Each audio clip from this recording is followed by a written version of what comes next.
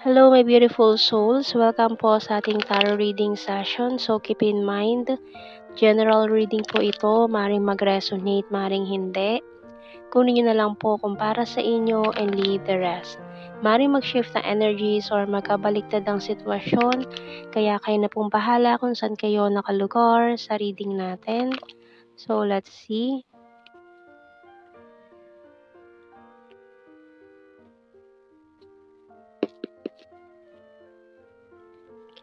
We have the sweets, traffic lights, candle.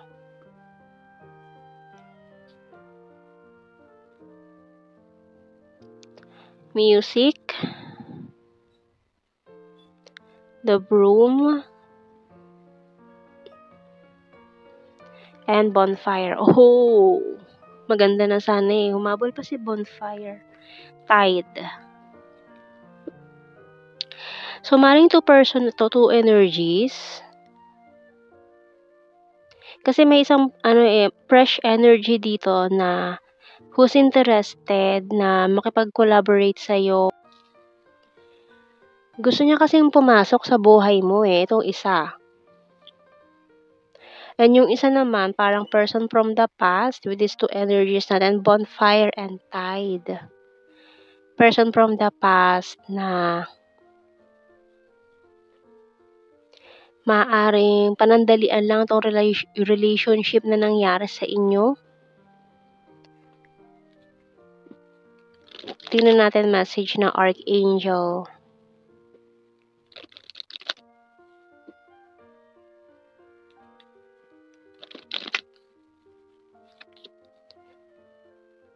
Crystal Clear Intentions by Archangel Michael. Be clear about what you desire and focus upon it with unwavering faith.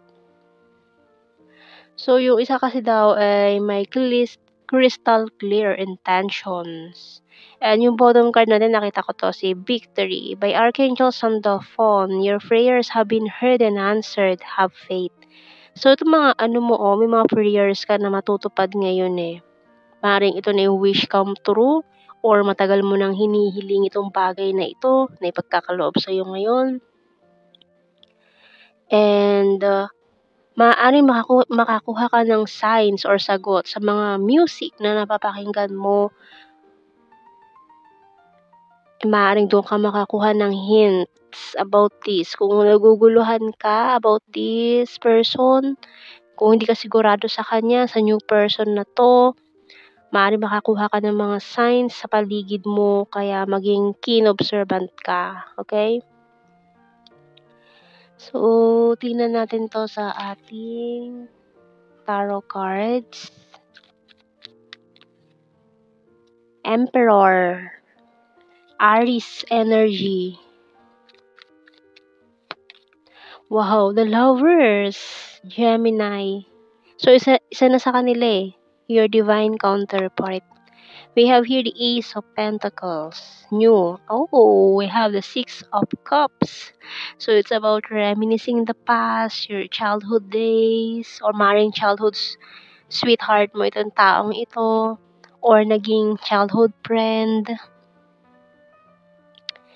May mga memories na kayo together, mga bata pa kayo. We have the Fool card. Ang lakas ng energy ng Aries natin dito.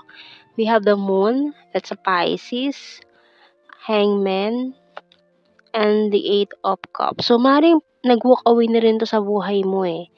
Maring from the past na rin ng energy eh. Pero fresh.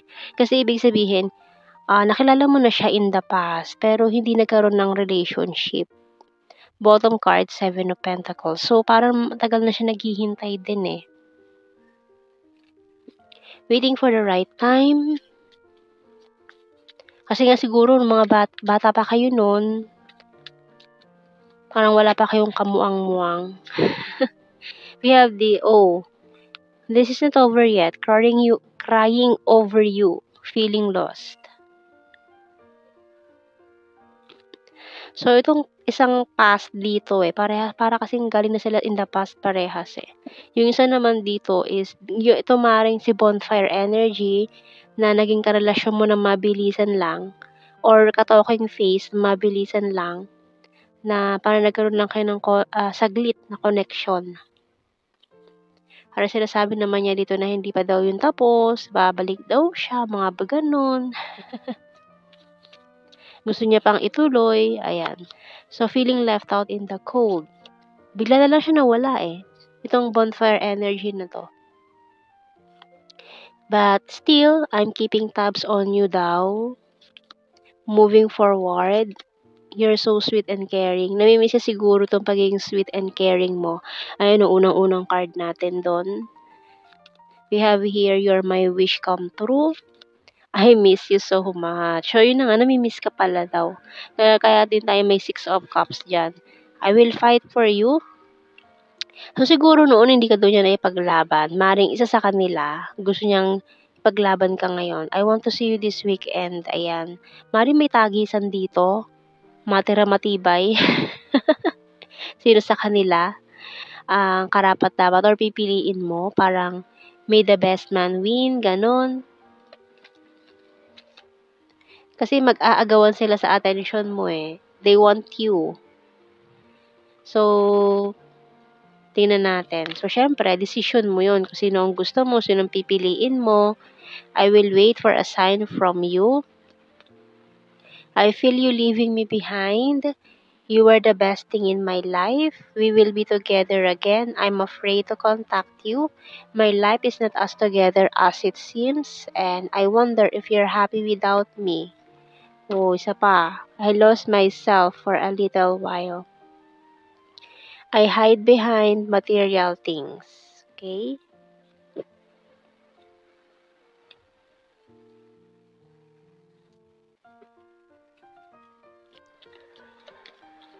So, tingnan natin sa initials. Letter O, D, Y, A, E, X, F, G, and P. Bottom letter K. Okay. Ay. So, tingnan natin sa ating blue card, mirroring, addictions. So, may mga obsess pa dito. Family. And tingnan natin sa ating general signs and the messages. We have here confusing. So, confused ka ngayon. Sino ba sa kanila? Number 8. South PH, private person, hilarious. May mga plastic persons pa na namang gugulo dito. Birthmark, sexy body, May, future lover, divine masculine, city, number 1, 5, 7, nature lover, may long distance, pero very soon daw, ayan, di ba? So we have here animal lover, once is fire sign, Aries, Leo, Sagittarius.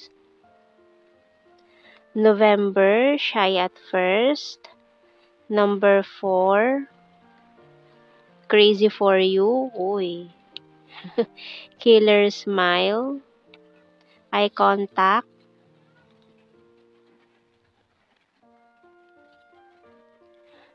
December, and the last card natin, sword. Air sign, Gemini, Libra, and Aquarius. So, yan ang ating reading, my beautiful souls. So, thank you for watching. Take care and God bless. See you in our next reading, guys. Bye-bye.